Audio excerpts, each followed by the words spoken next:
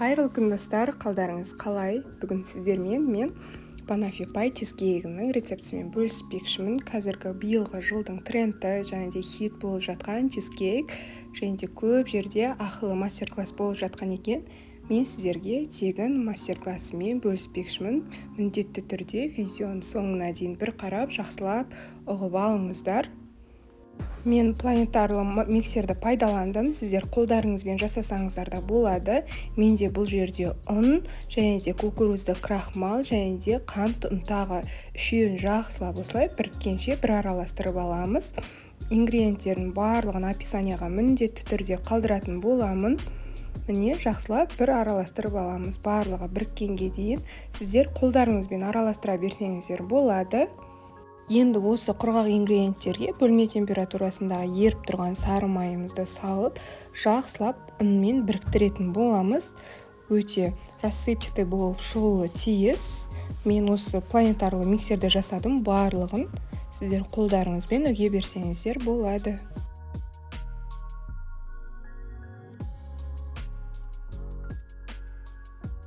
Міне дәл осылай ұн мен май жақсылап араласуы тиіс. Одан кейін бір жұмыртқамызды бірденнен салып араластырамыз тағы да. Міне қамыр болып бірігіп қалмайды, кішкене шашылып тұратын масса болуы керек.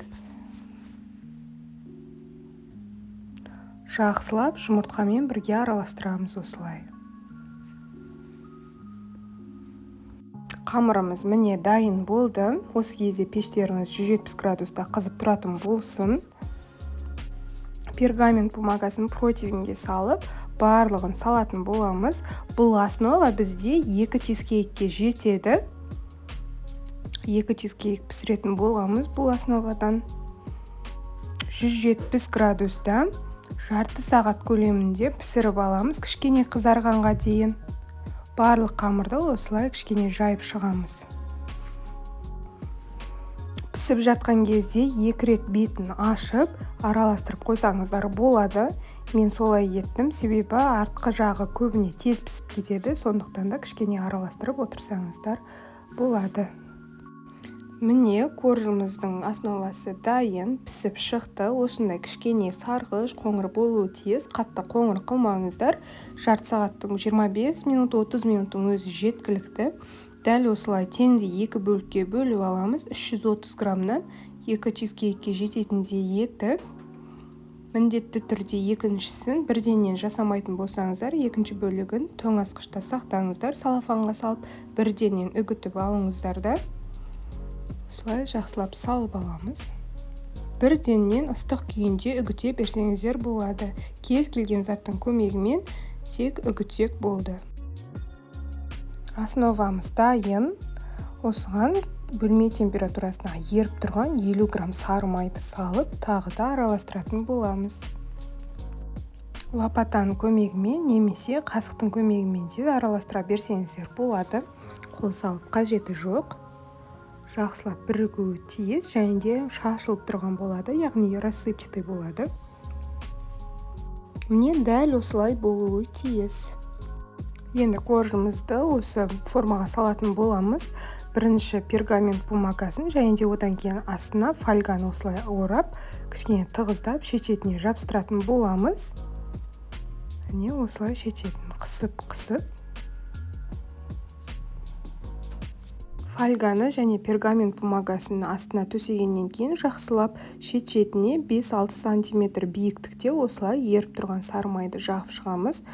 Егер де сары май жақпайтын болсаңыздар, основаларыңыз формаға жабыспайтын болады. Сондықтан да жақсылап осылай жағып алыңыздар. Түгелдей основаның барлығын саламыз. Енді осылай қасықтың көмегімен жақсылап бортиктерін қысып жасайтын боламыз. Тығыз болуы тиіс. Егер де тығыздамасаңыздар, жақсылап көп шашылатын болады. Разрез жасаған кезде де, және де пісіп жатқан кезде де чизкейктарыңыздың бетіне осы крошкалар түсіп, әдемі көрінбей қалады. Сондықтан да жақсылап осылай қасықтың көмегімен жасайсыздар. Енді астыңғы жағына осындай стақан қажет болады. Осылай жақсылап басып формасын келтіретін боламыз. Міне бір келкі етіп және айналдырып шықсаңыздар да өте жақсы болады. Шет-шетіндегі бортиктер тегіс болады. Міне осылай жақсылап басып формасына келтіреміз. Енді бортиктерін тегістейміз. Міне дәл осылай тегістеп шығасыздар. Қасықтың көмегімен барлығын бір келкі етіп 5-6 сантиметр етіп осылай жақсылап, ал астына түскен крошкалардың барлығын сол астындағы жағына тегістеп жіберсеңіздер болады. Міне формамыз дайын. Дайын форманы тоңазытқышқа салып қоямыз. Біз ол кезде начинкасын дайындайтын боламыз. Енді салмасын дайындайтын боламыз. Мұнда творожный сыр және де қант. Екеуін жақсылап лопатаның көмегімен араластырып аламыз. Біріккенге дейін мүлдем миксер қолданбаймыз. Дәл осылай қасықтың көмегімен болсын, кез келген заттың көмегімен осылай араластырып алсаңыздар болады. Енді вареная сгущенкамыз саламыз. Мен 3 желания сгущенкасын пайдаландым. Деп немесе 3 желания сгущенкасын пайдаланыңыздар. Өте жақсы кетеді, өте қою, әдемі болады. Енді лопатаның көмегімен творожный сырымыз бен вареная сгущенкамызды жақсылап араластыратын боламыз. Біріккенге дейін жақсылап бірікті.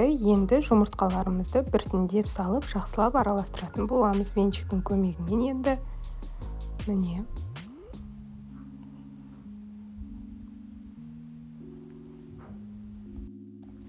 екінші жұмыртқаны салып тағы да жақсылап араластыратын боламыз. Біріккенге дейін біркелкі масса болуы тиіс. Лопатаның көмегімен шет-шетін біріктіріп жинап аламыз жақсылап. Енді 33% сливкімізді құямыз. Жақсылап біріккенге дейін араластырамыз. Міндетті түрде барлық ингредиенттер бөлме температурасында болуы қажет. 3-4 сағат бұрын бөлме температурасына шығарып қойып қойыңыздар. Тоңазытқыштан тастай етіп алып жасауға болмайды.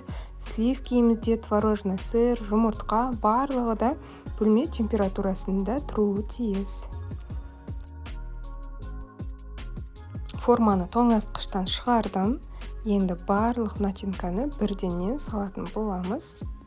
Осы кезде пештеріңіз 110 градуста қызып тұратын болсын.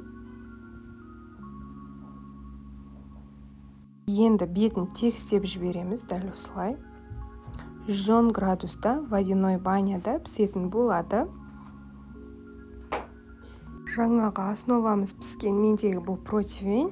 Осы противеньге 200 грамм суды құямыз, жылы суды. Пештің ең төмен қабатына қоямыз, ал чизкейкті сол төмен қабаттан жоғары қабатқа қойып пісіретін боламыз.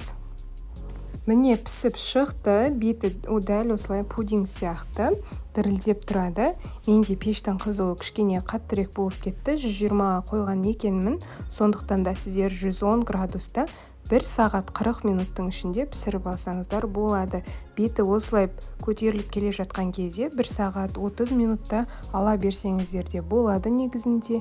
Мен оған қарамай сәл кішкене қойған едім. Беті жарылды. Бұл ештеңе етпейді негізінде. Енді бұл чизкейкті 10-12 сағатқа тоңазытқышқа бетін жауып қойып қоюымыз тиіс. Менде 12 сағат өтті, бірденнен кремін жасап бастап кеттім. Бұл жерде творожный сыр және қантты жақсылап миксердің көмегімен араластырып жатырмын. Міне дәл осылай. Сонда кремдеріңіз іртік болып қалмайды. Бірінші творожный сырды араластыратын болсаңыздар, түйіршік қалмайды. Творожный сырдың бетіне бірденнен 33% сливкімізді құямыз. Мен миллилитрмен емес, граммен есептедім. Таразының көмегімен кремді жасаған кезде керісінше барлығы тоңазытқыштан шыққан болуы керек, бір температурада болуы тиіс. Мүлдем сулы ыдыс, сулы венчикті қолданбаймыз, тек қана құрғақ ыдыстарды пайдалануымыз керек кремге. Міне дәл осылай жақсылап араластырып, кішкене қою болғанға дейін крем жасайтын боламыз. Көп араластырмаймыз, себебі қатты болып кетеді креміміз. Міне дәл осылай бір 20-30 секундтың өзі жеткілікті негізінде сливки мен творожный сырды бірденен араластырған кезде. Міне шет-шетінің барлығын жинап, бір рет қолданылатын кремге арналған қапшықты пайдаланып, соған салатын боламын. Банафи пай болғаннан кейін міндетті түрде банан қолдануыңыз керек. Бір бананды жұқалап турасаңыздар да болады. Мен 1,5 бананды кішкене осылай қалыңдау етіп турадым. Барлық бананды осылай турап шығамыз. 10-12 сағаттан кейін ғана осылай формасынан шешетін боламыз. Шешетін барлығына пышақтың көмегімен ақырындап жайлап босатамыз кольцодан. Шет-шеті теп-тегіс өте жақсы алынды кольцо. Және де енді астындағы пергамент бумагасын аламыз. Жайлап бір шетін көтеріңіздер. Қолдарыңызды астына салып алыңыздар. Одан кейін жайлап чизкейкті көтерсеңіздер, міне көтеріледі.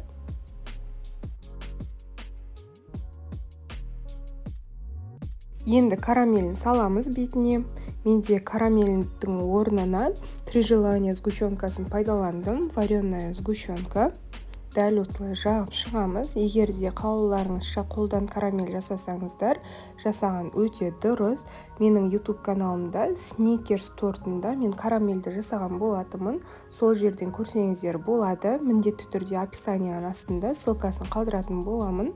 Сол жерден карамельді қалай жасау керектігін көрсеңіздер болады. Теп-тегіс етіп барлық жеріне жағып шығамыз.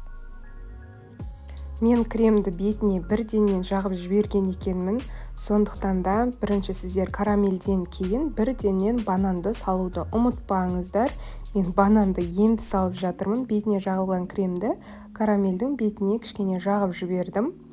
Негізінде бұл дұрыс емес. Бірденнен бананды салатын боламыз карамельдің бетіне. Дәл осылай барлығын орнықтырамыз. Енді бетіне кремді дәл осылай сығып шығамыз. Егер де өздеріңіздің қалауларыңызбен гүлдің немесе басқа да узордың көмегімен салғыларыңыз келсе, бұл өздеріңіздің қалауларыңызша. Менде бұл жерде насадканың номері 803 номерлі. Дәл осылай барлығын айналдыра жағып шығатын боламын. Міне чизкейкіміз дайын.